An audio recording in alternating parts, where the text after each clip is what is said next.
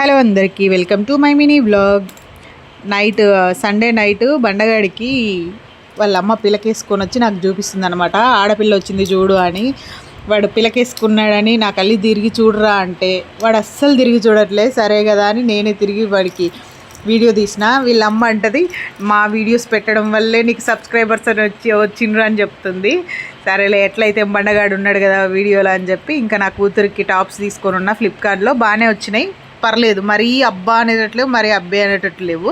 ఇంకా అవి కుట్లేసిస్తే ఆమెకి ఉదయాన్నే ఎగ్జామ్ ఉంది కదా, మండే రోజు ఇంగ్లీష్ ఎగ్జామ్ ఉందన్నమాట. ప్రతి సంవత్సరం నార్మల్గా 1/1 పెడతారు కదా 10th క్లాస్ ఎగ్జామ్. ఈ సంవత్సరం ఎందుకో 4 days లీవ్ ఇచ్చిండ్రు, అదే హాలిడేస్ ఇచ్చిండ్రు. ఎంత చదువుకున్నయే రాస్తారు కదా, అన్ని రోజులు గ్యాప్ లేకుండా ఉంటే బాగుండేది. ఇంకా నా కూతురుతో పాటు నాకు కూడా ఎగ్జామ్ ఉంది అని నేను కూడా ఉదయాన్నే లేచి రెడీ అయ్యి, ఇంకా సెంటిమెంట్ ఉంటుంది కదా ఒకటి, పెద్దమ్మ తల్లి టెంపుల్కి పోదాము అని చెప్పి పోయినా అక్కడికి ఒక్కదాన్నే. అయితే అక్కడ డెకరేషన్ చూసారా, అంతా మామిడి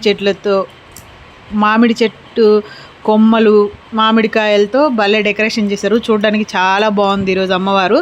కానీ అమ్మవారికి ఉదయాన్నే వెళ్తే ఎవ్వరు ఉండరు అనమాట, ఎక్కువ మంది ఉండరు, చాలా తక్కువ మంది ఉంటారు. దర్శనం బాగా అవుతుంది. కొంచెం 10 దాటిందంటే ఇంకా ఎక్కువ మంది వచ్చేస్తుంటారు. ఇంకా అక్కడ ఒక్కదాన్నే వెళ్ళి చూసి దర్శనం చేసుకొని ఒక 5 minutes కూర్చొని ఇంకా అక్కడ నుంచి మళ్ళీ బయలుదేరి మా ఆఫీస్ దగ్గరికి వెళ్ళిపోతున్నాను అనమాట. ఈరోజు మాకు ఎగ్జామ్ ఉంది, అంటే మా బ్యాచ్లో 3 numbers ఉందన్నమాట. నాకు ఇంకా ఇద్దరికి, సోనా సలోమి అని వాళ్ళిద్దరికి ఉంది.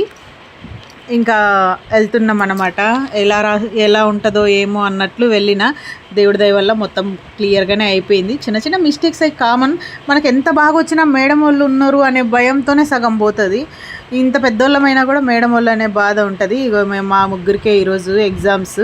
ఇంకా అయిపోయిన తర్వాత సర్వీసెస్కి వదిలేస్తారనమాట. ఇంకా అందరు హాయ్ చెప్తున్నారు, బాయ్ చెప్తున్నారు.